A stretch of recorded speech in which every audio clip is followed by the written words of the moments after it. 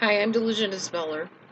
I wanted to come to you today to talk to you about a few things regarding Shanann Watts, Shanann King, whatever name she really was. I believe she was Shanann King. I think Watts tried to shape her into his image of what he wanted, and then played the victim. The more and more I learn about him, the more I believe he was a psychopath and a narcissist. Now, that being said, yes, I think Shanann pulled way into her business and her filming and probably wasn't really paying attention to what her girls were doing at times, but I don't think that made her the bad guy. He is definitely the heinous, disgusting killer that everybody is saying he is. And psychopathic and narcissistic to boot, definitely. I believe that, first of all, he targeted her. She admits in her video that she was at her lowest point. She had all kinds of health issues. Those are exactly the type of people narcissists target. I know that for a fact because the first narcissist in my life that really did some irreparable damage to me at the time targeted me when I had been devastated after a friendship with a lady that had borderline personality disorder ended, and said basically to me, I was always your mother figure in the group of ladies that we had. I was always the one that considered you my little friend. I was the one that was there for you. I was the one that gave you advice. I. Why couldn't you see I was your spiritual mom? I was your mentor. And she took me under her wing, and things went from there. And eventually I saw beyond the mask, and I was targeted for extreme punishment at that point, not physically, but emotionally, psychologically, and otherwise. With a narcissist, they only last with the mask on for so long, and then they start looking for their next supply source. Enter NK, Nicole Kessinger, next supply source. By the time he had that supply source, what a narcissist can do is literally turn one section, pretend there's two rooms and there's lights on. They literally will turn the room off and shut the door on this. Or turn the light off and shut the door on this room, and that light's still on. So they're in the lit room. Well, this room's over here, but the light's off, the door's shut, maybe even locked, and they know eventually they got to go back to this room, but they're already partying it up over here in this room. And as far as they're concerned, as long as they're in this room doesn't even matter. It doesn't exist. That room is dark. They don't notice it. They ignore it until they have to go back to it. And then they're faced with reality that, uh-oh, I need to turn the lights on.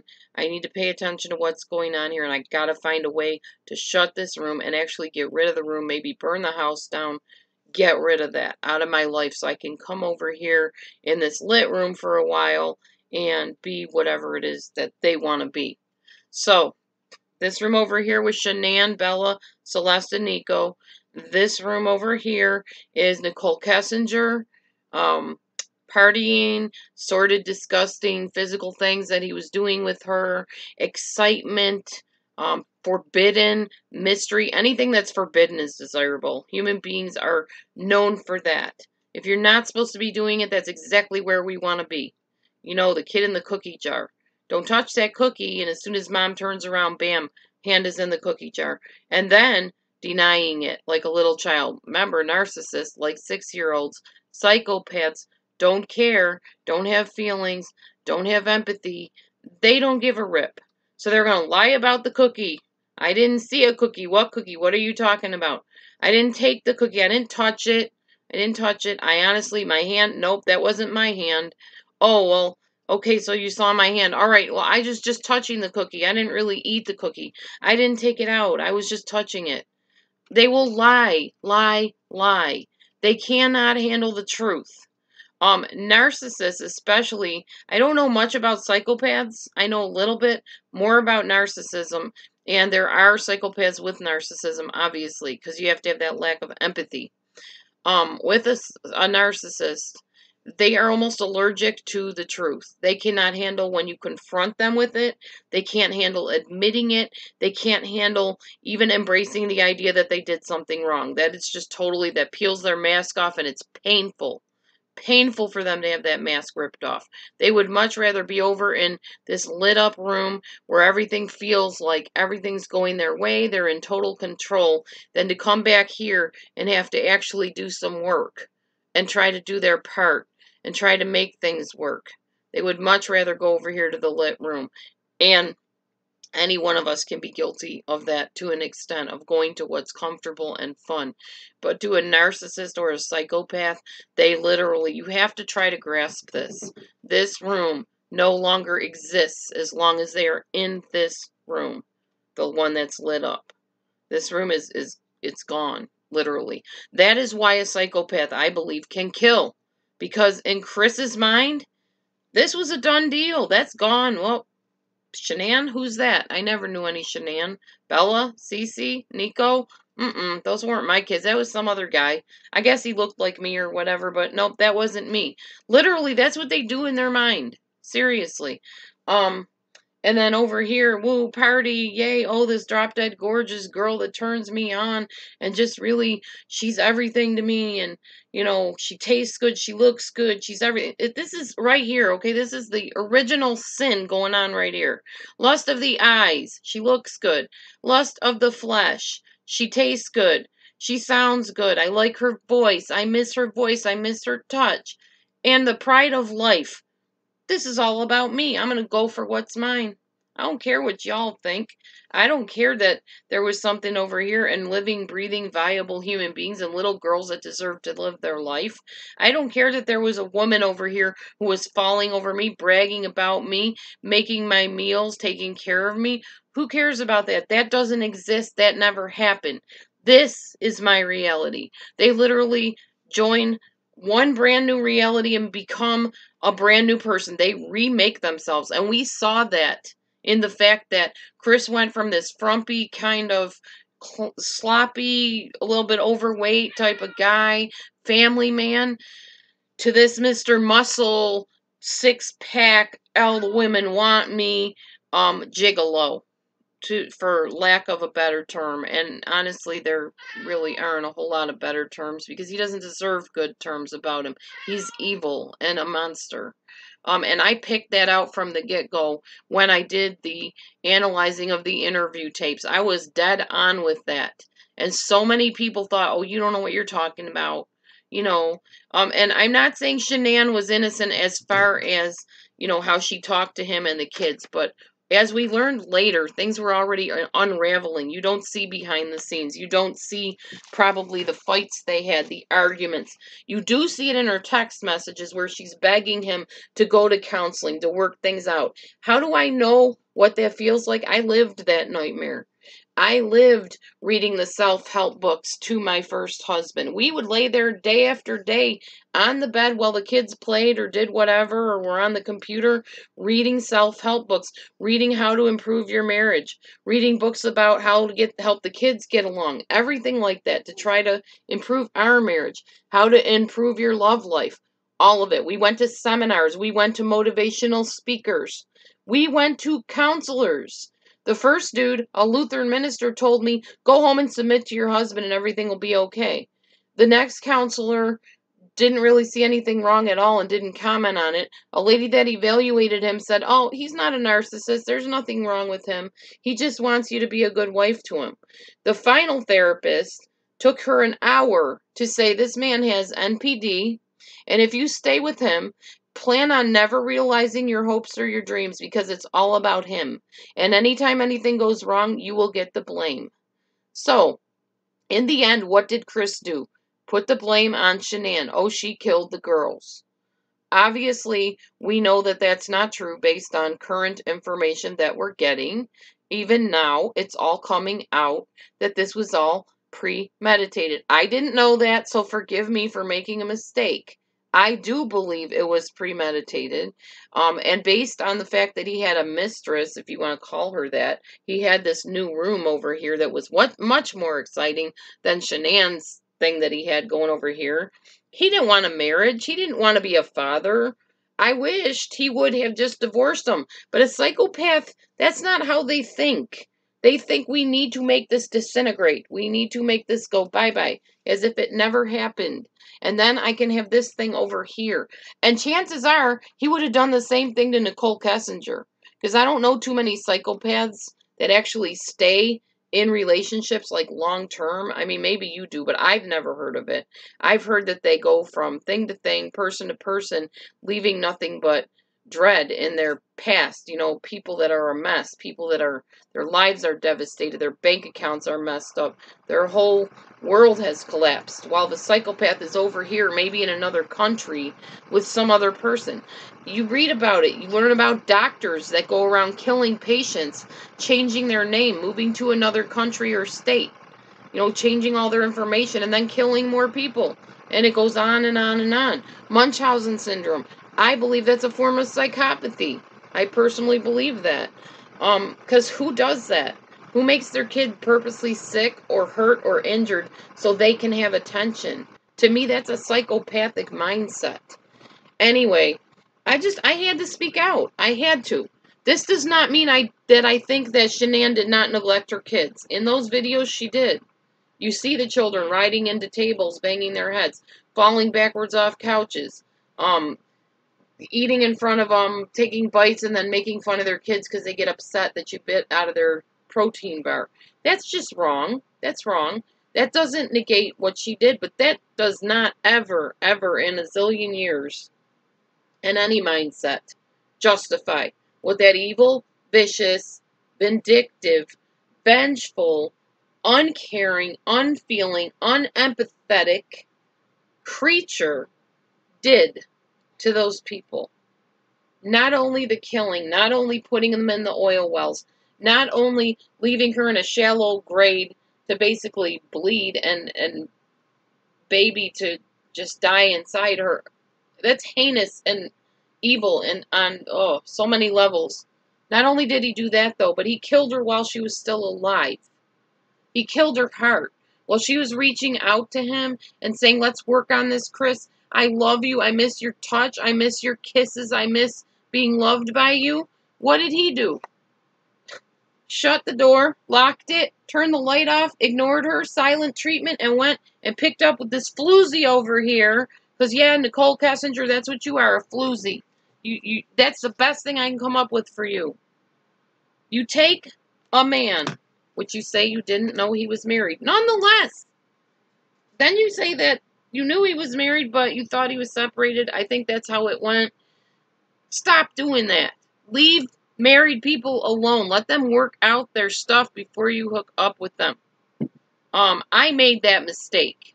I did things before I was divorced. I regret every bit of it. I regret a lot of things in my life. I really do. I didn't murder anybody, no. But I could have gone about my life a lot better than I did. So I learned painful lessons from the seeds that I sowed. And Nicole Kessinger, you're still a free woman, as free as being in bondage to a bunch of disgusting fetishes can be. But you are free to go out there and do what you do.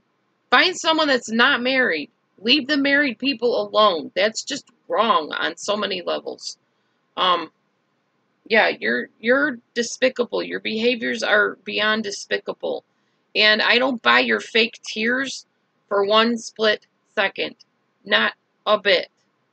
You're not fooling anybody. I don't think anybody really buys your story or your tears or anything. Chris, and maybe you're a psychopath too, I don't know. But Chris definitely had you duped, I guess, or you had him duped, I don't know. But there was a really sick thing between the two of you. Definitely not godly in any way, shape, or form. It went way beyond 50 Shades of Grey. That was 50 Shades of Darkness and evil, whatever. Yeah. I just have a lot to say about it, so I had to get it out. And no, I can't go live, but I can definitely make a video and upload it. And these are my thoughts on it. Yes, Shanann, I felt neglected the kids at times. But she also was going through a personal hell that nobody knew about. Except I do understand about her personal hell because I lived that nightmare. I know what it is to have a husband who doesn't come home at night. And then you find out that there's a possibility he's doing something over here and has just acted like, you know, he doesn't even have a family over here. If not for the physical stuff, I had a husband that would go and help other people, like a workaholic type husband, handyman, whatever, while my house was falling apart. He would give away my vacuum cleaners. He would go and be the handyman to his sister or to some stranger on the street, but yet would not take care of our house, would not stay home after a while and help me with the kids. And I checked out for 3, 4 years. I emotionally just couldn't do it anymore. I snapped. I had postpartum depression. Yes, and people will throw this up in my face all the time. Go ahead. Whatever. It was what it was. I'm not that person anymore. I was a mess. I would love to see anybody walk in my shoes and be treated the way I was and handle things any better than I did. I don't think you could if you had any modicum of self-worth or respect, and you've had it eroded year after year after year.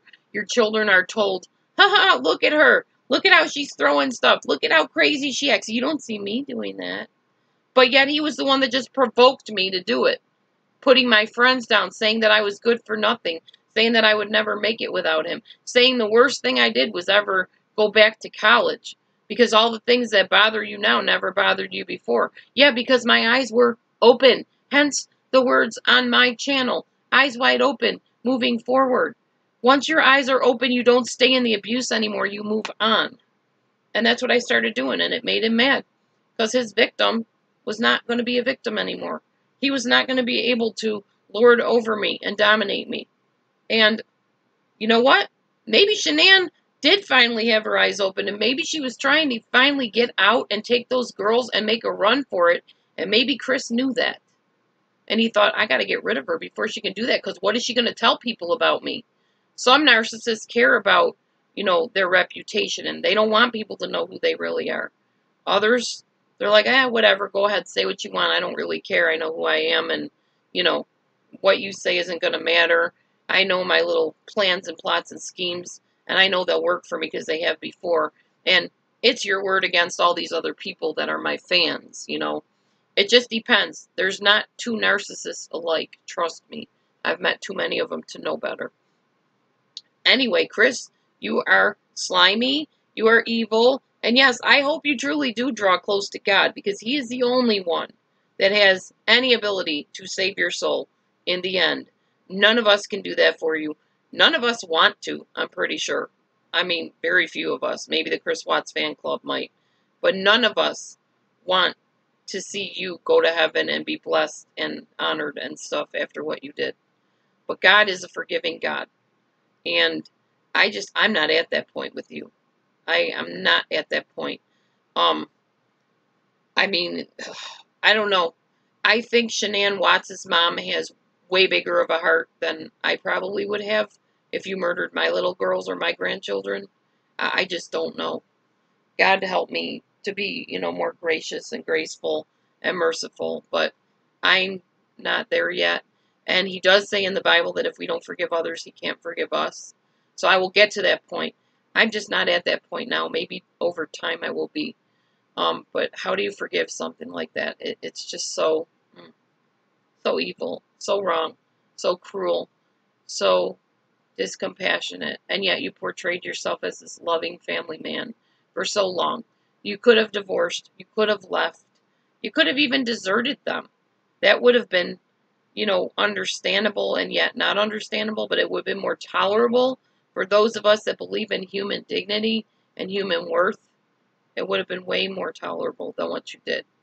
You're just an evil, evil-hearted, selfish, perverted, dark individual that seriously, I don't know, something happened to you, and I can't wait to find out your background history if they start investigating your family and your upbringing. And as for you, Mrs. Watts, you're not fooling anybody either. Your fake tears, your little smirk during your interview, I'm not convinced. And I'm pretty sure that Chris's dad does not wear the pants in that family, and that you have dominated and controlled the men in your life, Mrs. Watts. I'm pretty sure of it. Anyway, that's my thoughts on the matter. Take it or leave it. I'm losing my voice because this case is really draining and upsetting, And I'm not ready to let it go yet because I still have unanswered questions. I want to know what makes somebody do this. I mean, I know the psychopathic mind can do that, but what happened to Chris in his childhood? That's what I want to know. God bless everybody. I'm heading to work.